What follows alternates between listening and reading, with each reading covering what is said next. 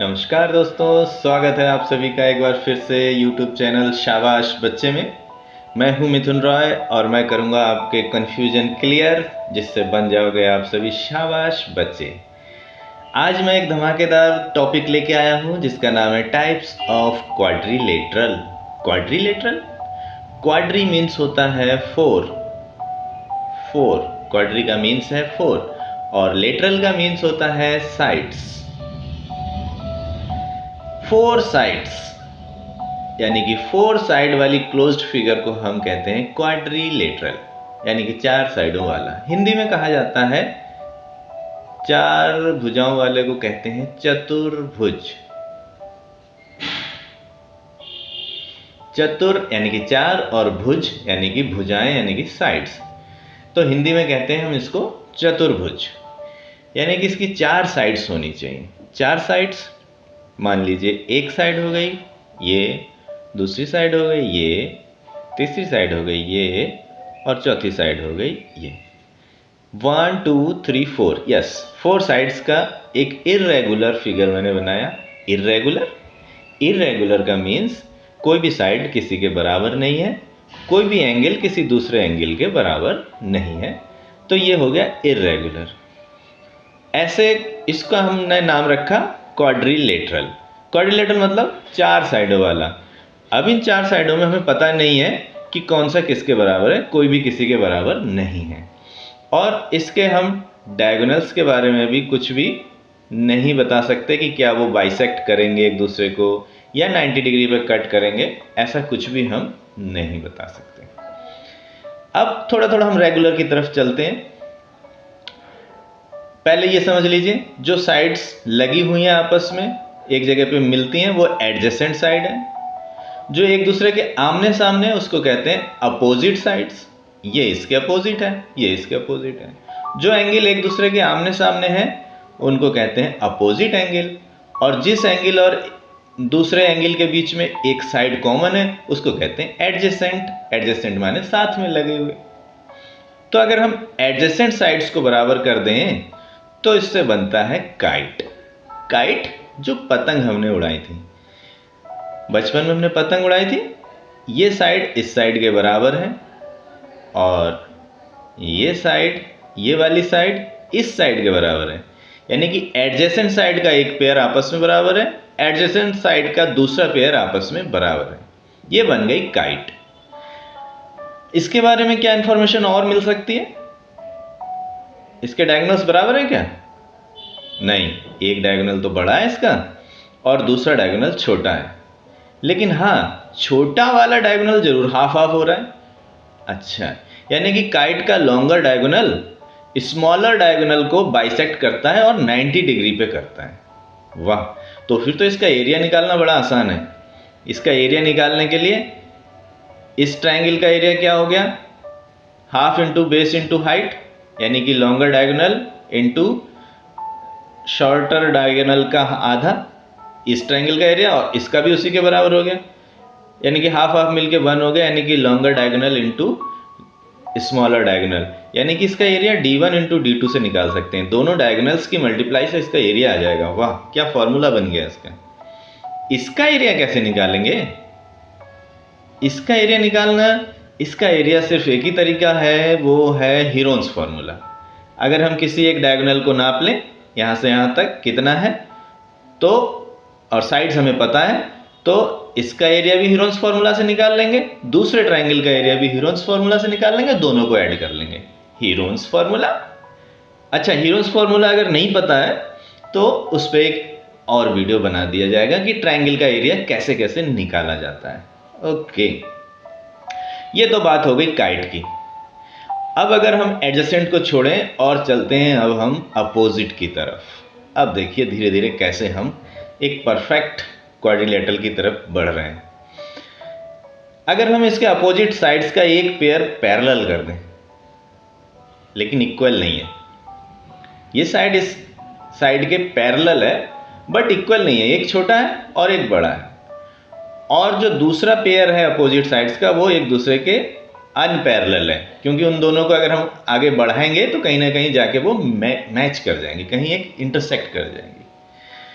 और वो दोनों साइड्स बराबर भी हो सकती हैं और नहीं भी हो सकती हैं। तो इसको हम कहते हैं ट्रेपीजियम। ये क्या था? काइट, पतंग। ट्रेपीजियम को हिंदी में कहते हैं समलंब। अच्छा, और इसके डायगोनल के बारे में क्या पता चल सकता है? कुछ भी नहीं। इसके डायगोनल ना तो कोई मिड पॉइंट पे कट कर रहे हैं और ना ही कोई डायगोनल इसको 90 डिग्री पे कट कर रहा है। इसका हम कुछ नहीं कह सकते। अगर ये साइड इसके बराबर है तब ये जरूर 90 डिग्री पे हो सकता है कट करे, लेकिन बराबर होना जरूरी नहीं है ट्रेपीजियम में। तो फिर हम इसके डायगोनल्स के बारे में कुछ नहीं कह सकते। तो फिर इसका एरिया कैसे निकालते होंगे? इसका एरिया हमें निकालने के लिए एक तरीका होता है कि या तो एक डायगोनल पता चल जाए और सारी साइड्स पता है तो हीरोन्स फार्मूला। दूसरा ये होता है कि पैरेलल लाइंस के बीच का डिस्टेंस हमें पता चल जाए तो हम इसमें फॉर्मूला लगा देते हैं half into sum of parallel sides और इंटू उस हाइट को जो उन दोनों पैरेलल लाइंस के बीच का डिफरेंस है। डिस्टेंस भी लिख सकते हैं और हाइट लिख दिया मैंने ज़्यादा आसानी से। ये हो गया ट्रेपीजियम, जिसमें एक पेयर पैरेलल है और कोई किसी के बराबर होना जरूरी नहीं है। जो अनपैरेलल साइड्स है वो बराबर हो भी सकती है, तब भी वो ट्रेपीजियम ही रहेगा। ओके, अब हम चलते हैं। जैसे ही हम दोनों पेयर को पैरेलल कर देते हैं, दोनों पेयर को पैरेलल ले लेते हैं, तो ऐसा पॉसिबल ही नहीं है कि दोनों पेयर पैरेलल हो और अनइक्वल हो। तो हमारी मजबूरी बन जाती है ये साइड इस साइड के पैरेलल है और ये साइड इस साइड के पैरेलल है, और जैसे ही पैरेलल ले लिया तो ये इसके बराबर भी हो जाता है और ये इसके बराबर भी हो जाता है। अपोजिट साइड्स का एक पेयर आपस में बराबर और पैरेलल, अपोजिट साइड्स का एक पेयर आपस में बराबर और पैरेलल लिया तो फिर इसका नाम बन गया पैरेललोग्राम। इसे बोलते हैं पैरेललोग्राम। पैरेललोग्राम, और हिंदी में इसे कहते हैं समांतर चतुर्भुज। समांतर यानी कि पैरेलल लाइंस से बना हुआ एक चतुर्भुज, तो ये पैरेललोग्राम है। इसके डायगोनल्स के बारे में क्या पता चल सकता है? खींच के देखते हैं। इसके डायगोनल एक दूसरे को मिड पॉइंट पे तो कट करते हैं, लेकिन 90 डिग्री का एंगल बनना जरूरी नहीं है। तो इसके डायगोनल्स क्या हैं? एक दूसरे को बाइसेक्ट करते हैं, लेकिन आपस में बराबर नहीं है। एक डायगोनल छोटा है, दूसरा डायगोनल बड़ा है, लेकिन एक दूसरे को इंटरसेक्ट कर रहे हैं। और क्या है? और क्या पता चल सकता है? इसके अपोजिट एंगल्स आपस में बराबर है। अगर ये 40 है तो ये भी 40 है, अगर ये 140 है तो ये भी 140 है। ठीक हो गया। एडजेसेंट साइड्स बराबर है? नो, एडजेसेंट साइड्स बराबर नहीं है। अपोजिट साइड्स बराबर होती हैं और पैरेलल होती हैं। इसका एरिया निकालने का तरीका,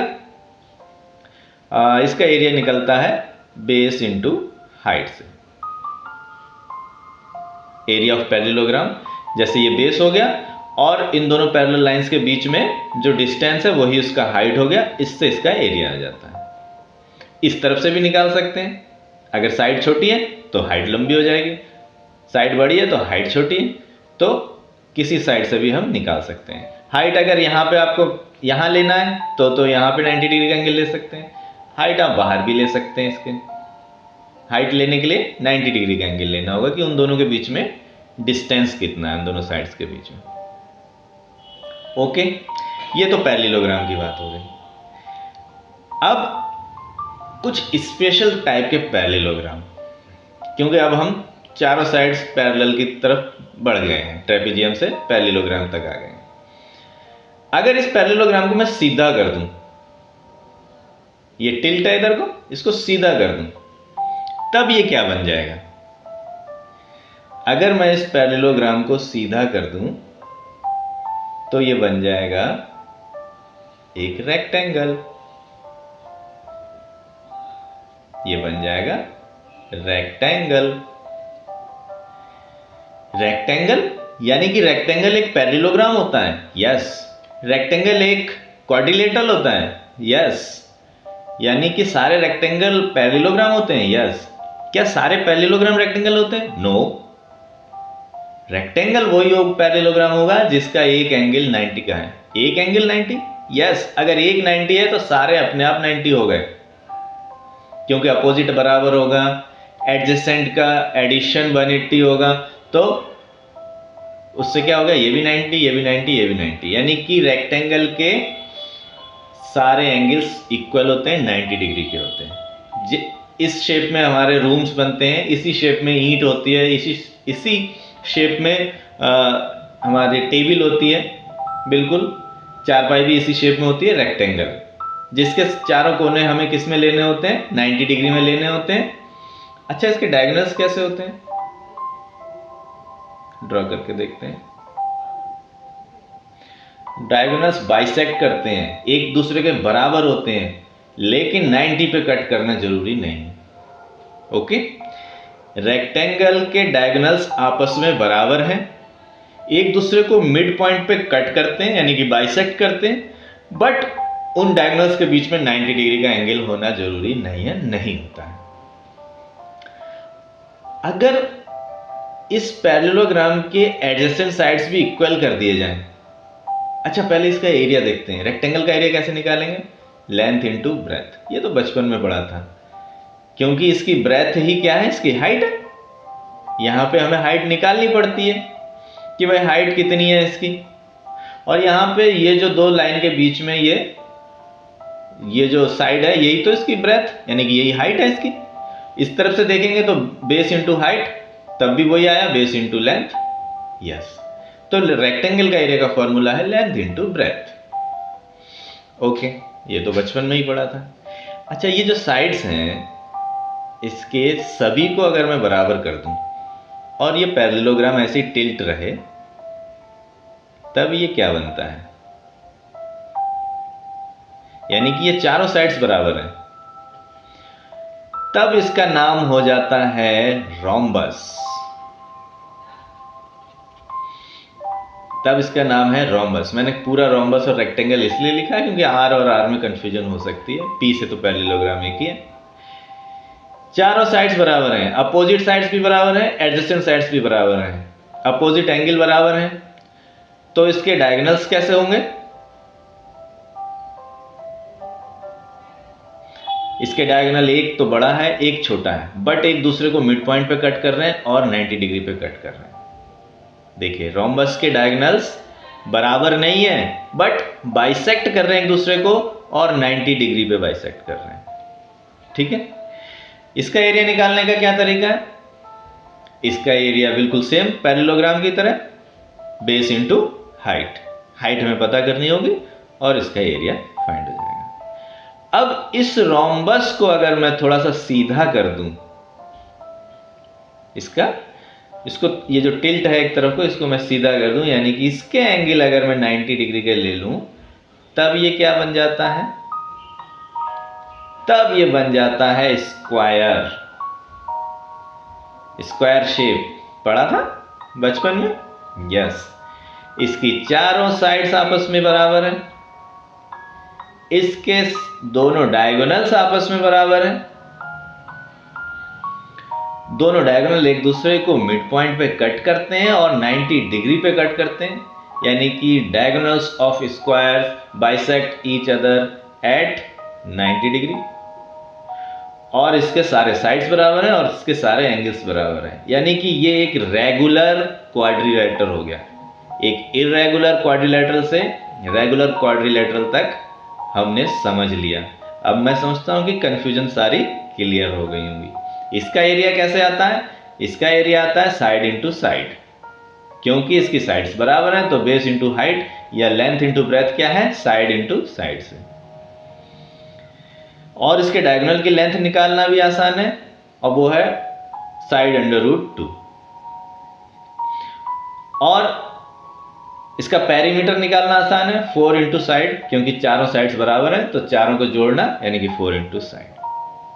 ये एक इर्रेगुलर क्वाड्रिलेटरल है, ये एक रेगुलर क्वाड्रिलेटरल है। एक ही वीडियो में मैंने आपको समझा दिया सारे टाइप के क्वाड्रिलेटरल्स को। ठीक है, तो कैसा लगा जरूर बताइएगा। मिलते हैं अगले वीडियो में, तब तक के लिए शाबाश बच्चे।